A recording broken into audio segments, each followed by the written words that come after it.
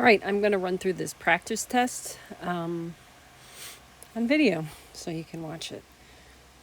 All right, so number 1, A and B are independent events. So you know they're independent events, so you know the two probability independent rules, or ways we prove things are independent, are now true regardless. Okay, so this one, they're asking what A and B is. So the first rule is the probability of A times the probability of B is equal to the probability of A and B. That's the first independent one. One of the two independent rules. So A is this, B is this. So probability A is 0.3 times the probability of B is 0.8. That's equal to what we're looking for. So it's 0.24. Number 2. How tall you are and whether you pass the test, this test, are independent events. So again, we could use this one, or we can use the probability of A given B is equal to the probability of A. This is the other. It's always the first one when we're talking about independence. So we know they're independent, so one of these two rules is true. So this one says, if the probability that you pass the test given that you are 5 feet tall, so probability that you pass the test given that you are 5 feet tall, what is the probability that you pass the test? Well, this is equal to the probability that you pass the test. So whatever this is equal to this. So 0.55.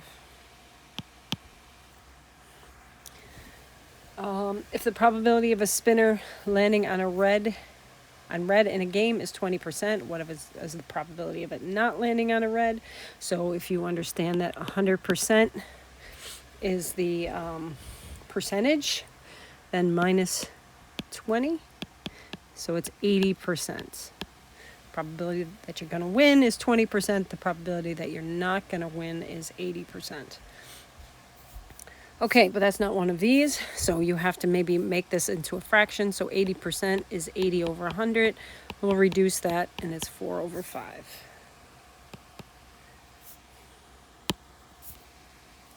Okay. The probability that a student has a test, we'll call that T, is 0.45. The probability that a student is ready for the test and has a test is 0.28. So ready for the test we're going to do is R, has a test is T. So this, is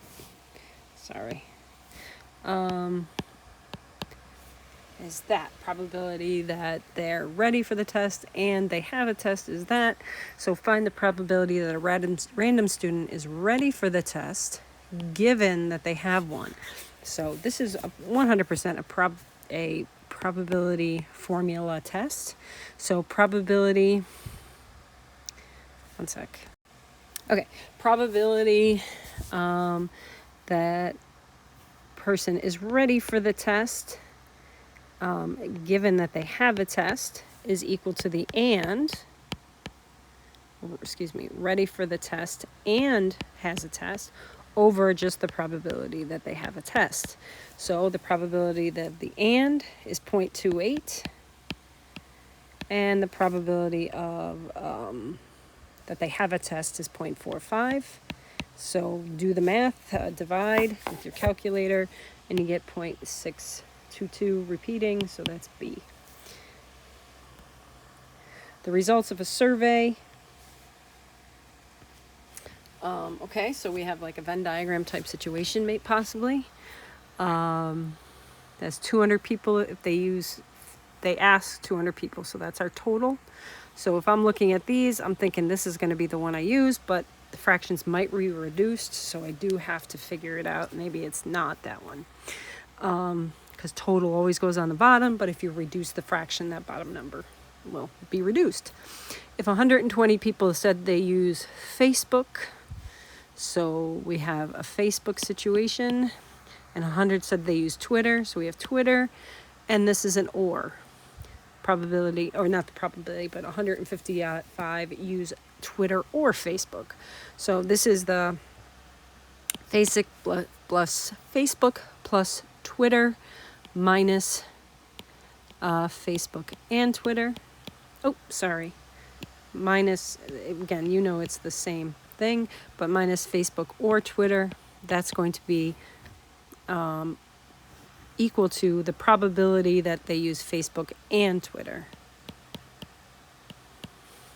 So we just do 120 plus 100 minus 155. That's equal to our Facebook and Twitter. If we do the math here, this is 65. It's Facebook and Twitter.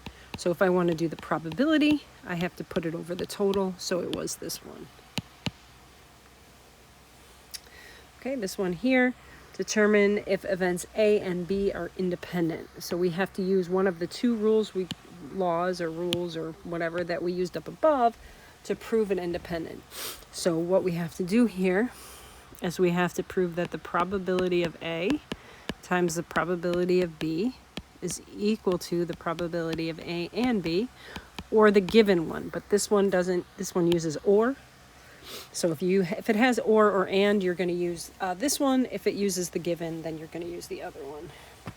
So this is from number 1, the question number 1 on this practice test that we're working on. So they're giving us the or, so we have to use our probability of A plus the probability of B minus the probability of A or B. That's equal to probability of A and B. So these have to be probabilities, so they have to be between 0 and 1. These are all fractions that satisfy that, so we can just use these fractions. So probability of A is 1/4 plus the probability of B is 1/5 minus A or B, and that's going to be equal to my A and B. So if I do all the math here, I get 0.05. Okay, so that means I can take this. So this is the first thing I have to do, and then this is the second thing I have to do.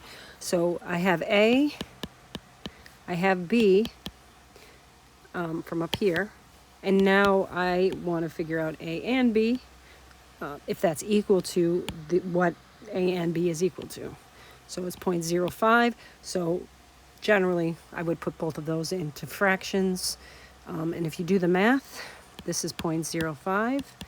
And this is 0.05, so this checks. They are independent. Okay, next one. In this case, they say they are independent, so those rules are... So this one right here that we have right here, I can use that one. Because it's allowed, because they are independent. I know this is true for this question. This number 7 that I'm on here. So they are independent. So I want to find the or. So I'm going to do this backwards. I'm going to first use this one to find the and then use that formula to find the or. Okay. So I know they're independent. So the probability of A times the probability of B is equal to the probability of A and B. So it's 7 out of 10 times 9 out of 20. That's going to be equal to that. And that turns into 63 over 200. That's what that math is. So now what I have to do is use this formula up here to figure out what the or is. But these two here, let me just change colors real quick. This one and this one are swapped. So it's the same formula, but those two are swapped. So it's probability of A plus the probability of B minus the probability of A and B is equal to the probability of A or B. So I just 7 out of 10 plus 9 out of 20 minus and B, 63 over 200. Plug those into your calculator and you get 167 over 200 B. Okay, Okay, a couple of review questions here. Keep us on our toes. We have 7x to the negative 5 over 2. What is that equal to down here? Well, that is equal to, I have to go over it. So first thing you have to do is saying what is being raised to the negative 5 over 2 power. Is it the 7 and the x, or just the x? So since there's no parentheses, it's just the x. That means the 7 isn't going to move. Okay, so it's got to be either this one or this one. So the 7 is going to stay on top.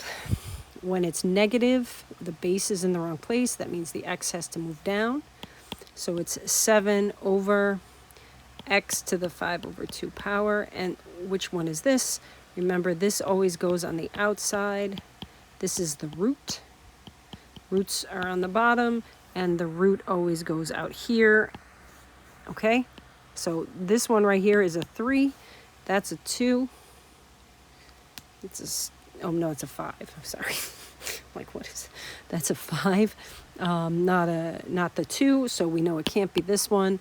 But remember, when we write this, it's 7 over. When you do a square root, the square root goes there. But if you leave off the square root, that's fine. When there's nothing there, that means it's a 2. Okay, then we have our little bit of end behavior here. So we have x goes to infinity, goes up. As x goes to negative infinity, it goes down. So it looks like this, or generally like this-ish. Which one of these would do that? Well, we know it's not an even. These are gone. You can obviously always graph these and see what they look like. If it's negative 7x to the third, that would be going down like this. We want it to go up like this, so it's positive even. Oh, I forgot to put the answer to this one. Sorry. Positive even. Obviously graph them and see what makes sense to you. This one here, I do suggest that you just simply plug all these answers in. So you plug 1 and see if it works. If one does not work, when you plug in 1 here and here, so this gets out. And if 1 doesn't work, neither does this one. Because 1 is in this answer, it's either 10 or 1. So then we plug 10 in. 10 does work. It winds up being 8 on this side and 8 on this side. So we know that D is the answer. You can obviously, on the actual answer key that I'm posting, I do it all out for you to see if you want it. But plugging it in on a multiple choice is definitely the route to take. All right, for this one here, we have to find the maximum. So this is A, this is B, this is D. To find the max, we simply do D plus the amplitude. So it's at D plus 50. Nice, Miss Barris. That's really good. Sorry, so it's 60 plus 50, which is 110. Bam. Okay, so now we have some free response type questions. We want to determine if, for this one, this is a review free response. Is x plus 2 a factor of that? So you can either long divide, or you can just plug. What? Seriously? Why does it always do that? Sorry. So x equals -2, or if you recall how we do this. I don't understand why it changes like that, the fonts, or whatever. So x equals -2. We simply plug -2 in for x. So it's 2 times negative. I use the store feature in my calculator, but it's a good idea to show what you're doing. If you just put an answer, it's not necessarily going to get you the credit that you want. So showing as much work as possible is going to help. When I plug it in, I get 0. So we say, make sure you answer your question. Is it a factor? Yes, x plus 2 is a factor because the remainder is 0. This is the remainder. Remember, the y value is the remainder. So you don't have to do the long division if you just do that. All right, so first part of the next free response is to fill in this chart. So you just got to do some math. So the math here is 30 plus 42 is 72. And then these two, 6 plus 22 is 28. And then across, we add across. This is 36. This is 64. Add both ways, up and down, and you should get 100 for this particular one. So now we're going to answer questions based on this here. What is the probability that a person selected at random is a boy? So for this one, for the first one here, since it's probability, it's the event over the total. It's a fraction. The total is 100. The total doesn't change for just nothing, for just one event. Only time it ever changes is when we have a given probability. So this one here, eats at McDonald's or is a boy. All those things, there's no word given, there's no conditional probability, so this denominator will also be 100. So now all we have to do is figure out the top number. What's the probability that the person is a boy? The total for boys is 36, so that goes on the top. That's our probability. Just leave it like that. It's fine, no need to reduce.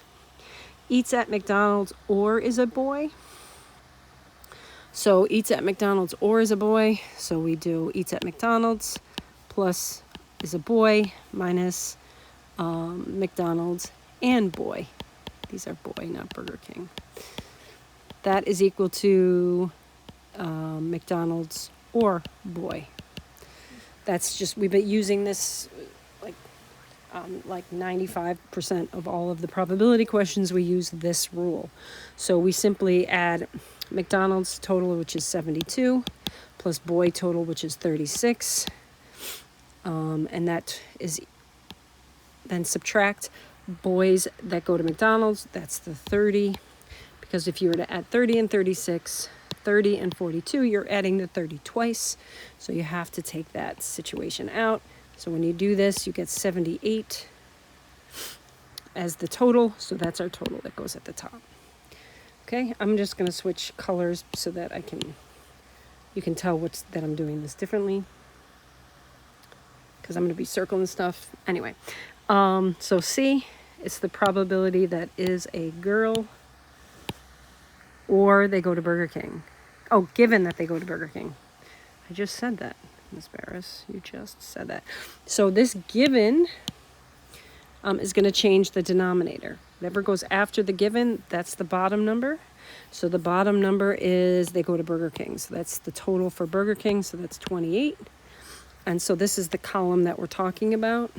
So with that particular column, how many of those people are girls? So that's 22. And there's your probability. So our gender and going to McDonald's and Burger King, independent events. So we just have to, this is a table, so we have one more independent rule. Remember, we pick one of the rows. I'm picking the boy row, this one right here. How does it randomly just, whatever. Okay, so remember, it's the probability that it's a boy given that they go to McDonald's. Is that equal to the probability that they're a boy given that they go to Burger King? And you just have to write those. Remember, it's 30 over 72. Is that equal to 6 over 28? And write the decimals out. This isn't obvious that these aren't equal, so I would just divide them and get 4166. And this one is 0.2142. These are not equal, so they are not independent.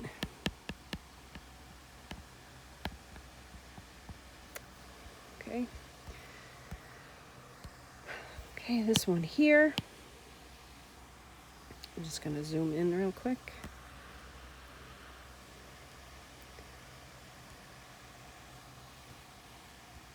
Okay, So determine if A and B are independent events. Well, we just did that exact question pretty much on the multiple choice, different numbers.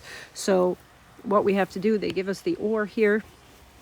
So we have to use probability of A plus the probability of B is equal to the, nope, is not. Minus the probability of A or B. That's equal to our probability of A and B. Now this is what you use all the time regardless, okay? To prove independence, so this part right here, this is the independence. So we have to prove that probability of A times the probability of B is equal to the probability of A and B. So I have to take A is 0.5, B is 0.6, and I don't know what this is, so I have to use this formula over here first to figure that out. Okay, so that is A is 0.5, B is 0.6, A or B is 0.8, so that's equal to the A and B, so that is 0.3. So now that I know what A and B is, I can put it over here and see if these are equal. Do 0.5 times 0.6, I get 0.3. These check. So yes, these are independent. Okay, now we have this guy, a nice, fantastic Venn diagram everyone loves. You know them, you love them. So students at Newfield High School were surveyed to determine if they run or walk the mile. 30%. So right now they're talking about percent. So whenever you're talking about percent, the box would be like the total, this whole box here is 100. 100%. That's as high as we can go. You can't go over 100. So probably the percent that run is 30. The percent that walk, that's 70. And 21% said they didn't do either. So 21% out here is that they did neither. So if 21% said they did neither, then these two circles here added together is 100 minus 20. Nice, miss. I don't even know where 72 came from. It's just like I have no idea. So it's minus 21. So that would be 79. So 79 is the percent that ran or walked. So those two circles are 79% because they either ran or walked. 21% did nothing. They either didn't change that day, didn't come to school, just didn't do the mile. So 21. Okay? So now to fill out the circle, we have to do the and. Remember that overlap is the and. So we have the or, so let's do that formula again. Run plus walk minus run or walk is run and walk. So 30 plus 70 minus 21 is equal to run and walk, so that's 21. They happen to be the same here. It does not always happen. Don't expect that to happen, please. Okay? So if this is 21 here, this full circle for running, this circle here for running is 30. So 21 is already in that circle, so 9 are outside of the circle. So only 9 people just ran. Everyone else did some sort of run-walk combo in that running circle. So this circle right here, this is the walking circle. This circle is 70. So 21, we already know, did some running. So 49 only walked, sorry. The other 21 ran also. Okay, so there is all of the Venn diagram filled out. So now all we have to do is answer the question based on that. What is the probability that a randomly selected student both run and walks? So that's the overlap. Remember, and is the overlap. That's this spot right here I just talked about. So it's 21 over 100. What is the probability that a person selected would walk if they were running already? So remember, These things aren't happening at the same time. We already know that they were running. So it's running, and this is our given. So we already know, it's given that we already know that they were running. So the probability of a person that would walk, given that they ran. This is the walk and run over the given. The given is running. We already know they're running. So walk and run. So if you look at it this way, let me change the color to see. Hold on, I got this. So we already know that the person was running. So this is the people that were running here. Okay, everyone else is out of the picture. So we know that the bottom number is 30. And then how many people, so we had them running. How many of those people were walking or walked? So that's 21. So for this one, the answer is 21 out of 28. 21 out of 30. I think I remember 28 from the last one, all other ones.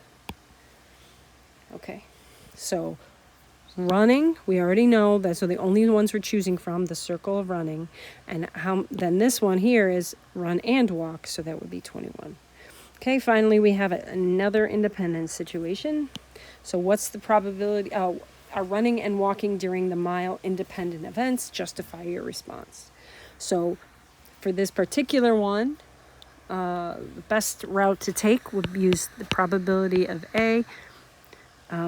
Let's just do running and walking. I don't feel like writing this again. So probability that they ran times the probability that they walked is equal to the probability that they ran and walked. So running, I'll try and bring it down here so you can see this and that at the same time.